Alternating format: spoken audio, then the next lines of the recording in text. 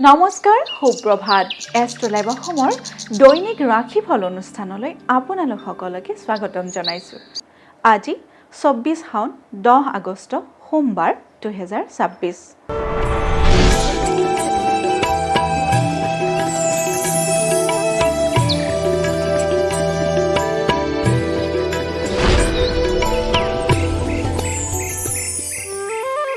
পঞ্চাং অনুসৰি আজিৰ দিনটো ৰাশিফল। মেঘ ৰাশি।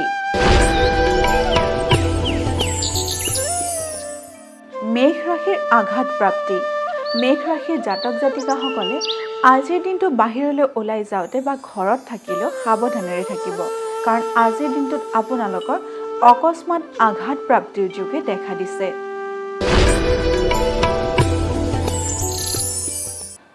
বৃষ ৰাশি।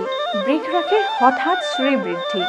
বৃষ ৰাশিৰ জাতক জাতিকাসকলৰ আজিৰ দিনটোত নাম যশ বা তেনেকুৱা ধৰণৰ যিকোনো কৰ্মক্ষেত্ৰতে নিজৰ সন্মান বৃদ্ধি হোৱাৰ যোগে দেখা দিছে।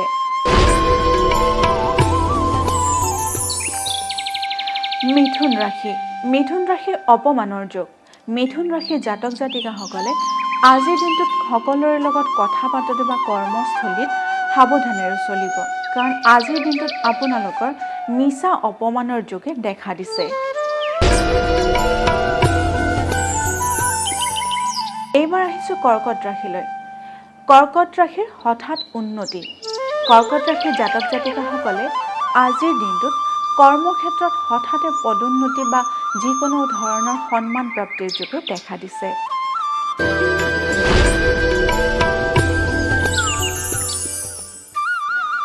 সিংহ ৰাশি। সিংহ ৰাশিৰ অকস্মাত বিপদ।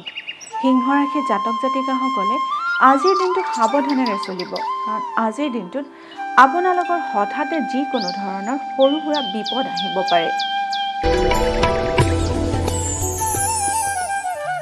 কন্যা ৰাশি। কন্যা ৰাশিৰ সন্তানৰ পীড়া।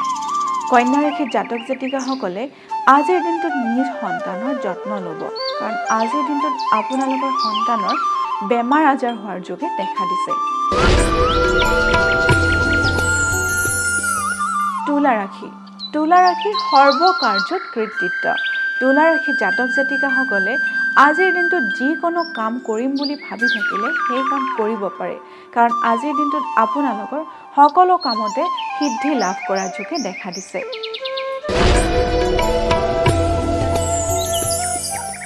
এইবাৰ আহিছোঁ বৃশ্চিক ৰাশিলৈ।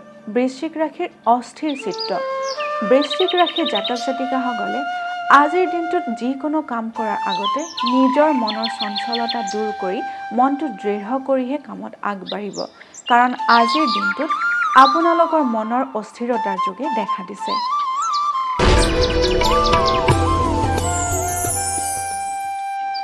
ধনু ৰাশি।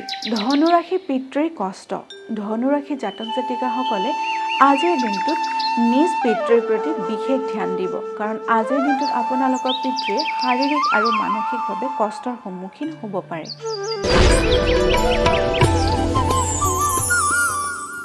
মকৰ ৰাশি। মকৰ ৰাশিৰ অৰ্থ লাভ। মকৰ ৰাশিৰ জাতক জাতিকাসকলে আজিৰ দিনটোত ধন বা টকা পইচা পাবলৈ সক্ষম হ'ব পাৰে। কুম্ভ ৰাশি। কুম্ভ ৰাশিৰ বন্ধু বিচ্ছেদৰ শংকা।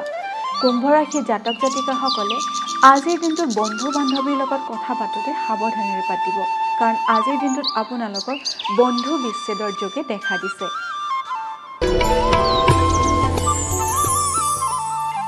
এইবাৰ আহিছোঁ অন্তিমটো ৰাশি মীন ৰাশিলৈ।